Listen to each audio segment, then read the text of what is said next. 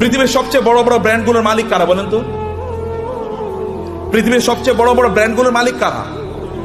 সব মুসলমান। আপনি যদি লিভার ব্রাদার্স এর কথা বলেন তাহলে কি? আপনি যদি অ্যাপলস এর কথা বলেন, এমনকি অ্যামাজন, এটা তো একটা মার্কেটিং প্লেস, অথবা আলিবাবা, এগুলো সব মুসলমানরা তৈরি করছে, মানে অমুসলমানরা। সবকিছু, সকল ব্র্যান্ডের মালিক তারা। তাহলে আমরা কি করলাম? আমরা কেবল খাই, ঘুমাই আর টয়লেটে যাই, এর বাইরে কোনো কাজ নাই। এখন তো টয়লেটে যাওয়ার জন্য, আগে তো অন্তত আপনি টয়লেটে যাওয়ার জন্য বাসার বাইরে যাওয়া লাগতো, এখন তো বাসার বাইরে না, একেবারে বিছানার সাথে টয়লেট। কয়েকদিন পরে এমন টয়লেট বের হবে যে আপনি যেখানে শুইতেছেন ওইখানে টয়লেটের ব্যবস্থা হয়ে যাবে, বাইরে আর আপনার যাওয়ার দরকার নাই। কি প্যাথেটিক জীবন ব্যবস্থা! মুসলমানদের তো এটা করার কথা ছিল না। আল্লাহ তাআলা আপনাকে নির্দেশ করেছেন, ফাইজা কুদিয়াতিস সালাতু ফান্তাশিরু ফিল আরদি ওয়াবতাগু মিন ফাদলিল্লাহ। নামাজ শেষ মসজিদে বসে থাকা যাবে না। ওমর রাদিয়াল্লাহু তাআলার যুগে একদল যুবক নামাজের পর মসজিদে বসেছিলেন। ওমর লাঠি এনে তাদেরকে পিটাচ্ছেন, এখানে বসে আছো কেন? বলে, আমরা এখানে এমনি বসে আছি, আল্লাহ জিকির করছি। তোমাদের আয় ইনকাম করা লাগবে না? ব্যবসা বাণিজ্য, চাকরি বাকরি করা লাগবে না? আল্লাহ আমাদেরকে খাওয়াবে। আসমান থেকে আল্লাহ কবি রিজিক নাজিল করেছে, আসমান থেকে আল্লাহ বৃষ্টি নাজিল করে। এই বৃষ্টিকে জমিনের ফসলের জমিতে নিয়ে তারপরে ফসল উৎপাদন করা লাগে, তোমাকে সেটা করতে হবে। লাঠি নিয়ে এসে তাদেরকে পিটিয়ে বের করে দিয়েছে, যাও চাষাবাদ করো, ফসল উৎপাদন করো, চাকরি বাকরি করো, ব্যবসা বাণিজ্য করো, এটাই তোমাদের কাজ। আল্লাহ সুবহানাহু ওয়া তাআলা কোরআনে সূরাতুল মুজাম্মিলে দুই ধরনের লোকের কথা বলেছেন। দুই ধরনের লোক তারা যুদ্ধে লিপ্ত আছে। এক ধরনের লোক তারা আল্লাহর রাস্তায় জিহাদ করছে, আল্লাহর দ্বীনকে প্রতিষ্ঠা করার জন্য। আরেক দল লোক তারা টাকা পয়সা ইনকাম করার জন্য যুদ্ধ করছে। কারণ টাকা পয়সা যদি না থাকবে তাহলে মসজিদ নির্মাণ করবেন কোত্থেকে, মাদ্রাসা নির্মাণ করবেন কোত্থেকে, আর যারা যুদ্ধ করবে তাদের জন্য অস্ত্র কিনবেন কোত্থেকে? করার জন্য you need some people who will support this people. আপনি একদল লোক যারা এই সাপোর্ট দেবে আপনাকে, তাদের অর্থ থাকা লাগবে। এবং এই কারণে আল্লাহ তাআলা বলেছেন, ওয়াইদু লাহুম মাসতাতা'তুম মিন কুওয়াতিন ওয়া মিন রিবাতিল খায়ল।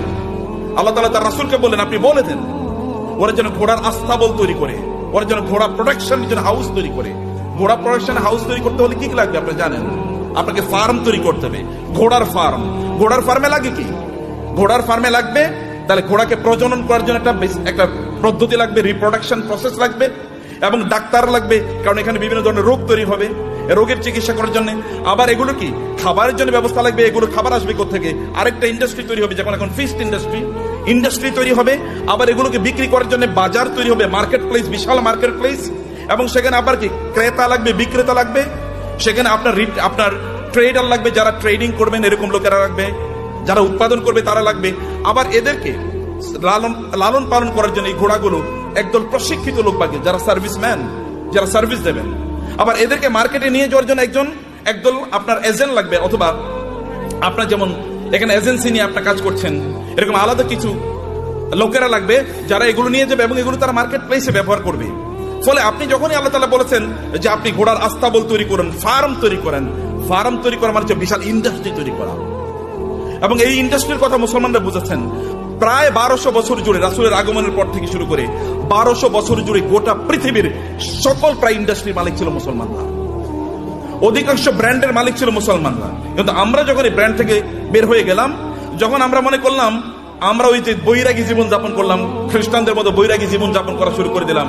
না, আমি মাওলানা সাহেব, আমি ইমাম সাহেব, আমি কেবল আজান দেবো, আমার যা পয়সা লোকেরা যা দান সাদাকা করে, এই দান সাদাকা খায় আমি বাঁচবো, এইরকম মানসিকতা যখন আমাদের তৈরি হয়ে গেল, আমি যাকাত খাবো, এইরকম মানসিকতা যখন তৈরি হয়ে গেল, তখন আমাদের কাছ থেকে চলে গিয়েছে অন্যদের কাছে নেতৃত্ব। পৃথিবী তারাই নেতৃত্ব প্রদান করে যাদের হাতে টাকা থাকে, এটা মনে রাখবেন। যাদের হাতে অর্থ থাকে তারাই পৃথিবী নিয়ন্ত্রণ করে। আমেরিকা কেন সুপার পাওয়ার? তাকে কেন ব্রিটিশরা সুপার পাওয়ার ছিল? কেন ফ্রান্স সুপার পাওয়ার? কেন ইউরোপ সুপার পাওয়ার? অথবা কেন এখন চায়না সুপার পাওয়ার হয়ে যাচ্ছে? কেন ইন্ডিয়া সুপার পাওয়ার হয়ে যাচ্ছে? আমরা কেন হতে পারছি না? It is only because we don't possess money, property. সম্পদ আমাদের কাছে নাই, টাকা আমাদের কাছে নাই। আমরা ভিক্ষা করলে ওদের কাছে ভিক্ষা করা লাগে।